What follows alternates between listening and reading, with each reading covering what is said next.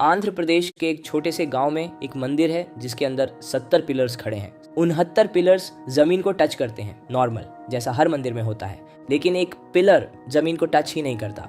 साल था 1902। एक ब्रिटिश इंजीनियर यहाँ आया। उसने सोचा ये सिर्फ एक इल्यूजन होगा, मैं इसे ठीक कर दूंगा। उसने पिलर को पुश किया, वेज डाला, फोर्स लगाई, और जैसे ही उसने फोर्स लगाई पूरा रूफ हिलने लगा। 10 और पिलर्स अपनी जगह से मूव करने लगे। वो इंजीनियर वहां से भाग गया और उस दिन के बाद 120 साल से ज्यादा हो गए, किसी ने इस पिलर को दोबारा टच करने की हिम्मत नहीं की। आज हम उस पिलर के पास जा रहे हैं और मैं आपको वो सच बताने वाला हूँ जो गूगल पे नहीं मिलेगा। मेरा नाम है वैभव और ये है सफरनामा, जहाँ हर जगह की अपनी एक कहानी होती है। तो यह है लेपक्षी, आंध्र प्रदेश के अनंतपुर डिस्ट्रिक्ट में एक छोटा सा गांव जहां टाइम जैसे रुक गया हो। ये मंदिर वीरभद्र टेम्पल के नाम से जाना जाता है और यह बना था 16वीं सेंचुरी में, विजयनगर एम्पायर के टाइम पे। अब देखिए इस पिलर को, ये है वो मशहूर हैंगिंग पिलर। लोग इसको आकाश स्तंभ भी कहते हैं, यानी आसमान का खंभा। देखिए मैं इसके नीचे से एक कपड़ा निकाल सकता हूँ। Pause for visual. देखा आपने, पिलर बिल्कुल जमीन को टच नहीं कर रहा, एक कॉर्नर को छोड़ के।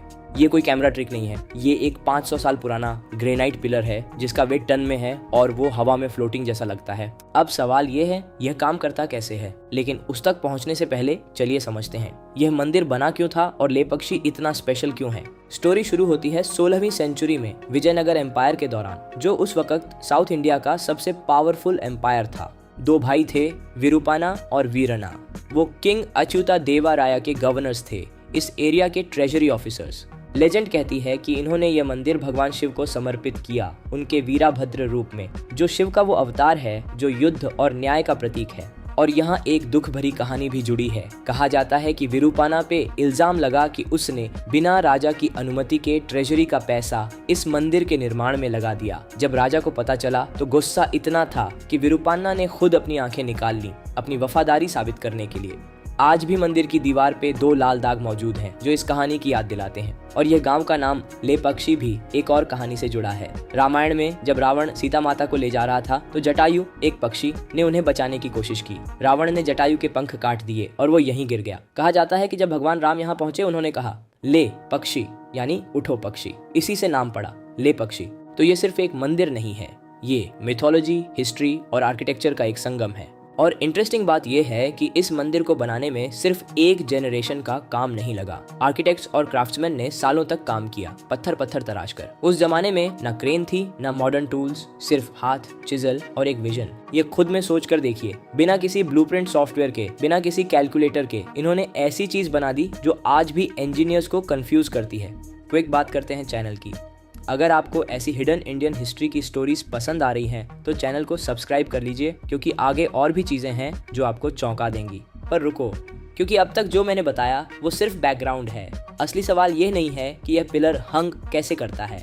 असली सवाल ये है, ये 500 साल से गिरा क्यों नहीं? अर्थक्वेक्स आए इस रीजन में, मॉनसून्स आए, बारिशें आईं। 1902 में एक इंजीनियर ने इसे जानबूझकर हिलाया, फिर भी ये पिलर अपनी जगह पे खड़ा है। तो चलिए समझते हैं इसके पीछे का इंजीनियरिंग क्या है। तो इस मंदिर में टोटल 70 पिलर्स हैं और ये सब एक दूसरे से कनेक्टेड हैं, जैसे एक इंटरलॉकिंग सिस्टम, जैसे एक जिगसॉ पजल।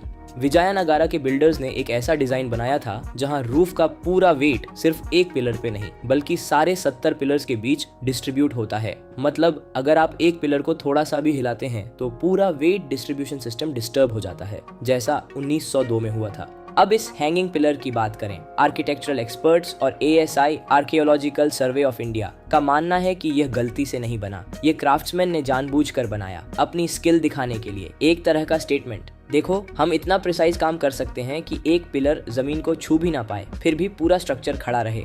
इसका बेस थोड़ा सा एंगल पे डिजाइन किया गया होगा, जिससे वेट एक तरह से दूसरे पिलर्स के थ्रू ट्रांसफर होता है। कुछ हद तक जैसे मॉडर्न इंजीनियरिंग में हम लोड ट्रांसफर या स्ट्रक्चरल रिडंडेंसी कहते हैं। सच कहूँ तो आज भी इंजीनियर्स इस एग्जैक्ट मैकेनिज्म को 100% एक्सप्लेन नहीं कर पाए हैं। कुछ लोग कहते हैं यह प्रिसाइज स्टोन कटिंग का कमाल है, कुछ कहते हैं यह साइज्मिक शिफ्ट की वजह से अपनी जगह से थोड़ा खिसक गया और अब इस तरह स्टेबल हो गया। लेकिन एक बात पक्की है, चाहे एक्सीडेंट हो या इंटेंशन, ये उन लोगों की इंजीनियरिंग समझ को दिखाता है जो आज से 500 साल पहले रहते थे, बिना किसी मॉडर्न टूल के। सोचिए, आज हम स्ट्रक्चरल इंजीनियरिंग सीखने के लिए सालों कॉलेज में पढ़ते हैं, कॉम्प्लेक्स सॉफ्टवेयर यूज करते हैं, कंप्यूटर सिमुलेशंस चलाते हैं, और ये लोग सिर्फ अपने एक्सपीरियंस और ऑब्जर्वेशन से एक ऐसी चीज बना गए जो आज तक फुली एक्सप्लेन नहीं हो पाई। कई रिसर्चर्स ने इस पिलर का साइंटिफिक एनालिसिस करने की कोशिश की है, टेस्टिंग और मेजरमेंट्स के थ्रू, लेकिन हर रिपोर्ट के आखिर में वही एक लाइन आती है, फर्दर स्टडी रिक्वायर्ड। मतलब इतनी एडवांस टेक्नोलॉजी होने के बाद भी हम अभी तक सिर्फ थ्योरीज बना रहे हैं, एक डेफिनेटिव आंसर नहीं। अब लेपक्षी सिर्फ एक पिलर के बारे में नहीं है, इस टेम्पल कॉम्प्लेक्स में और भी वंडर्स छुपे हैं। सबसे पहले नंदी बुल स्टैचू मंदिर से थोड़ी दूर एक अखंड पत्थर से बनाया गया, 27 फुट लंबा और 15 फुट ऊंचा, इंडिया का सबसे बड़ा मोनोलिथिक नांदी कहा जाता है। फिर है कल्याणा मंडपा, ये वो हॉल है जहां डिवाइन वेडिंग होनी थी, लेकिन कंस्ट्रक्शन कभी कंप्लीट नहीं हुआ। कुछ कहते हैं पैसे खत्म हो गए, कुछ कहते हैं एक श्राप था। आज भी यह हॉल अनफिनिश्ड खड़ा है और वहां खड़े होकर आप सोच सकते हैं कि यह कैसा दिखता अगर कंप्लीट होता। और मंदिर की सीलिंग पे है इंडिया का सबसे बड़ा सिंगल फिगर फ्रेस्को वीरभद्रा का, जो लगभग 24 बाय 14 फीट का है, वेजिटेबल और मिनरल कलर से बना और आज भी उतना ही वाइब्रेंट है जितना 500 साल पहले था। एक और चीज, मंदिर में माँ सीता के पांव का एक जायंट फुटप्रिंट भी है, जो लेजेंड के हिसाब से उन्हीं रामायणा की कहानियों से जुड़ा है। तो लेपक्षी सिर्फ एक फ्लोटिंग पिलर का मंदिर नहीं है, ये एक पूरा म्यूजियम है जहाँ हर कॉर्नर में एक नया राजा छुपा है। और अगर आप घूमने का शौक रखते हैं तो लेपक्षी बेंगलोर से सिर्फ 120 किलोमीटर दूर है। एक दिन का ट्रिप बन सकता है। सुबह निकलिए, पूरा दिन टेम्पल कॉम्प्लेक्स एक्सप्लोर कीजिए और शाम तक वापस अपने साथ एक ऐसी कहानी लेके जो शायद ही किसी और ट्रिप में मिलेगी। लोकल लोग भी बड़े दिलचस्प हैं। वहाँ के गाइड्स आपको हर पिलर की अपनी स्टोरी सुनाएंगे, कुछ हिस्ट्री से जुड़ी, कुछ प्योर लेजेंड, लेकिन सुनने में सभी इक्वली फैसिनेटिंग। अब यहाँ एक इंटरेस्टिंग चीज बताता हूँ। आज के मॉडर्न अर्थक्वेक इंजीनियरिंग में एक कॉन्सेप्ट यूज होता है जिसे बेस आइसोलेशन कहते हैं, यानी बिल्डिंग के बेस को इस तरह डिजाइन करना कि अर्थक्वेक का फोर्स पूरी बिल्डिंग में इक्वली डिस्ट्रीब्यूट हो जाए और कोई एक जगह ज्यादा डैमेज ना हो। ये बिल्कुल वही प्रिंसिपल है जो लेपाक्षी के बिल्डर्स ने 500 साल पहले अप्लाई किया था, बिना किसी कंप्यूटर, बिना किसी मॉडर्न कैलकुलेशन के। कभी कभी लगता है जो हम आज PhD करके सीख रहे हैं वो इन लोगों को सिर्फ अपने हाथों और आंखों से पता था।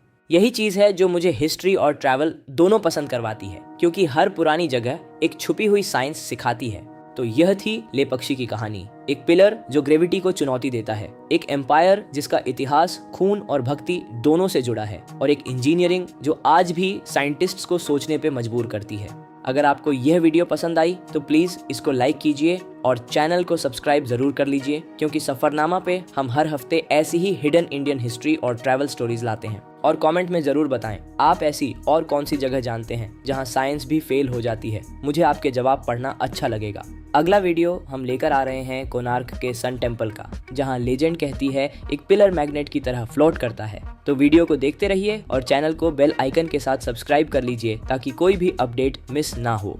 मिलते हैं अगली कहानी में, तब तक के लिए यह रहा सफरनामा और मैं हूँ वैभव। नमस्कार।